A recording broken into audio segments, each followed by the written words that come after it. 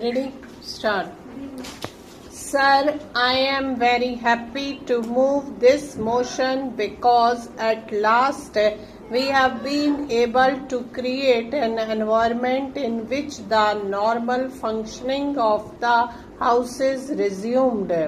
Pursuant to the revelations in the media and the demand of the opposition, a minister of this government resigned way back on the 14th of November, much before the report of the Comptroller and Auditor General was placed in this House on the 16th November. These events were preceded by the content of the report coming into the public domain, and on the basis of that proceedings were being undertaken in the Supreme Court of India.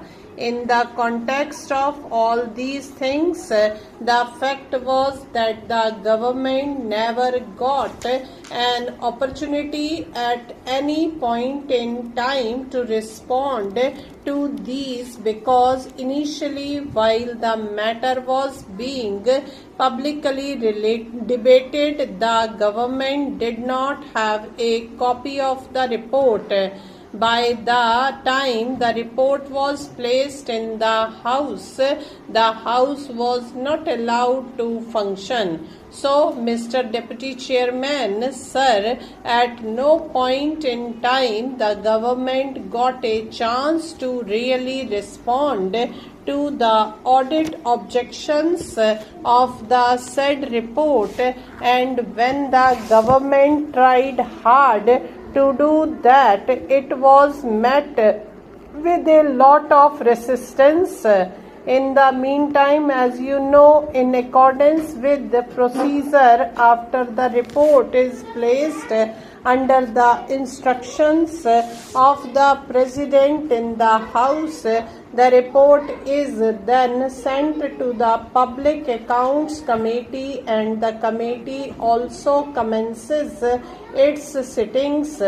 Now we thought that there should be a point in time when the government should be able to respond as far as this issue was concerned, because everything was already in the public domain.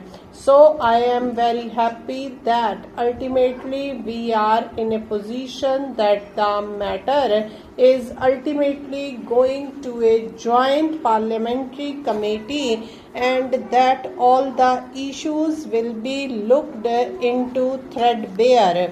We have always thought that Parliament is the best forum for a debate, and we were wanting that debate to take place.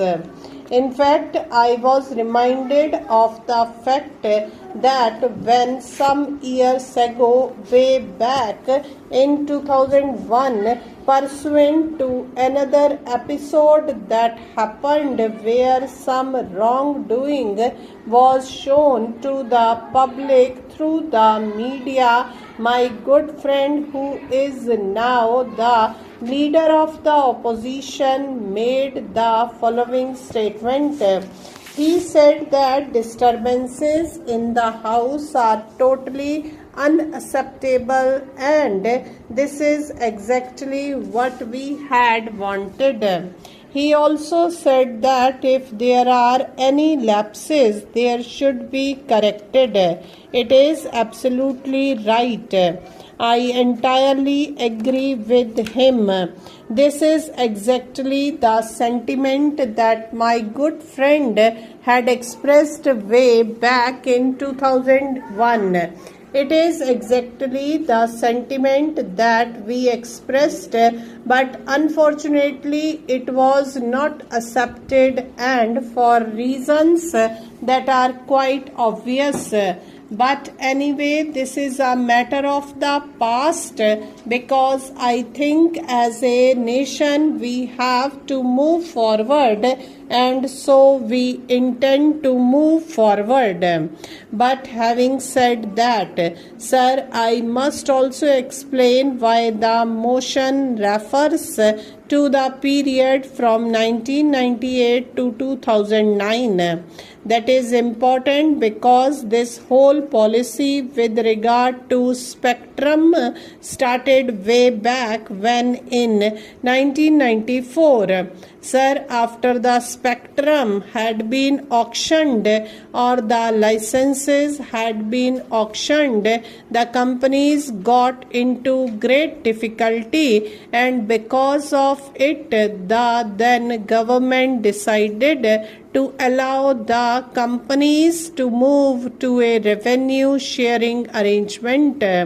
At that point in time, the Auditor General's report of 2000 made some very negative remarks, and I do not want to go into this because that is a matter of merits. Very negative remarks were made on how the whole process of migration had taken place to the revenue sharing arrangements. I want to go into that because that is something that is what the Joint Parliamentary Committee will ultimately look at. Now, I just want to make one point clear because I think that is not known to the public at large. At no point in time after the revenue sharing arrangement was agreed to, and no company ever paid for spectrum right from 2001 to 2009.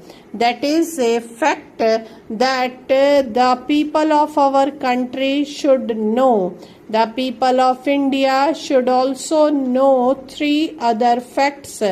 Way back in November 2001, without any recommendation of Telecom Regulatory of India and without the Telecom Commission, an order was passed by the then government that spectrum should be allotted with the license at a particular frequency. In January 2002, the Government of India has increased the allocation of spectrum without any recommendation of the committee, without the recommendation of the Telecom Commission.